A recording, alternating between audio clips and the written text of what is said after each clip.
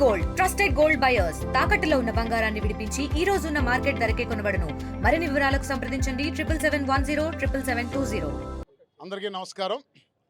గత 3 రోజులుగా గ్రామ వార్డు సచివాలయంలో సర్వేయర్ అనేటువంటి ఫంక్షనరీకి చెందినటువంటి కేటగిరీ ఉద్యోగస్తులు వాళ్ళ యొక్క కెరీర్ గురించి, వారి భవిష్యత్తు గురించి ఆందోళనతో ఇప్పుడు ప్రభుత్వం తలపెట్టినటువంటి కేటగరైజేషన్, రేషనలైజేషన్ అనేటువంటి ప్రక్రియ, దాని బదిలీలతో ముడిపెట్టి జీవో 5 అనేటువంటి జీవోనిచ్చి రేపు 30వ తారీఖు నాడు కాల గడువుని నిర్దేశించి ప్రభుత్వం చేస్తున్న ప్రక్రియ వల్ల వీళ్ళు తీవ్రమైన ఆందోళన చెందుతూ ఉన్నారు. ఆ ఆందోళనతో మరి వాళ్ళంతా ఒక్కసారిగా వాళ్ళలో పెళ్ళుబుక్కినటువంటి ఆందోళన వాళ్ళు ఇక్కడికి వచ్చి ధర్నాని ముందు కొద్దిగా స్టార్ట్ చేసి అలా అలా ఎక్స్టెండ్ అవుతూ పోతూ ఉన్నది. ఇది రోజు రోజుకి 3 రోజులు అయింది. అయితే వీళ్ళంతా చిన్నపిల్లలు, యంగ్స్టర్స్, డైరెక్ట్గా ప్రత్యక్షంగా నియామకమైన వాళ్ళు. ఇంతటి వర్క్ ఫోర్స్ని, టాలెంటెడ్ యంగ్ వర్క్ ఫోర్స్ని ప్రభుత్వం కూడా ఆప్టిమం యూటిలైజేషన్ చేసుకోవాల్సిన అవసరం ఉంది. కాబట్టి నేను స్వచ్ఛందంగా ఈనాడు వీరి దగ్గరికి వచ్చి వీరికి సంఘీభావం చెప్పడం జరిగింది. ఆంధ్రప్రదేశ్ ప్రభుత్వ ఉద్యోగుల సంఘం పక్షాన నేను, మా ప్రధాన కార్యదర్శి గారు.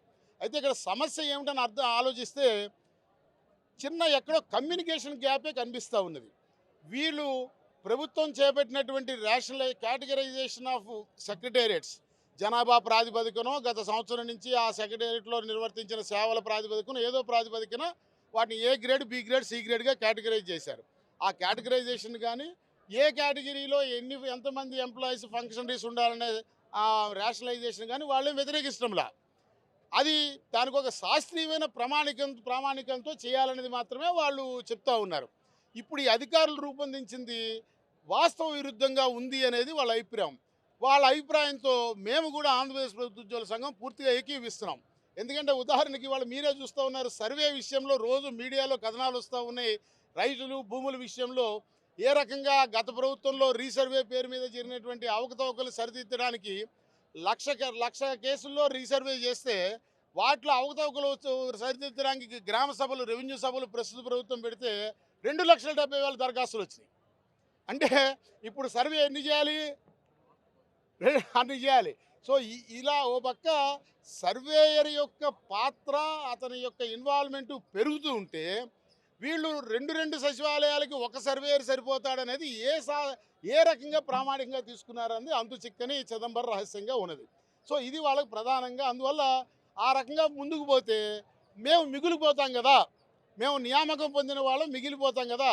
సరే, మిగిలిపోయినా మేము రాజ్యాంగబద్ధంగా నియామకం జరిగాం కాబట్టి మా ఉద్యోగం పోతుంది అనేటువంటి భయం వాళ్ళకి లేకపోయినా, ఆ మిగిలిన వాళ్ళు మరి ఏం చేస్తారు, ఎక్కడ పెడతారు అనేది ప్రభుత్వం స్పష్టత ఇవ్వటంలా. మరి ప్రభుత్వం కూడా ఆలోచన చేయాలి. నాకైతే అర్థం కాల. మరి 30వ తారీఖు బదిలీ అయిన తర్వాత 1వ తారీఖు నాడు ఆ మిగిలిన వాళ్ళు ఎక్కడ రిపోర్ట్ చేయాలని ఉత్తర్వులు ఇవ్వాలి కదా. అదేదో ముందుగానే ఈ మిగిలిన వాళ్ళని పలానా దగ్గర పెడతాము, పలానా పని చేయిస్తామని ఒక స్పష్టత ప్రభుత్వం ఇచ్చినట్టయితే ఉద్యోగుల్లో ఆందోళన వచ్చే అవకాశం ఉండేది కాదు. ఎవడైనా అవగాహన రాహిత్యంతో ఏదైనా చేసినా మా ఓటు వాళ్ళకి ఎక్స్ప్లెయిన్ చేసే అవకాశం ఉండేది.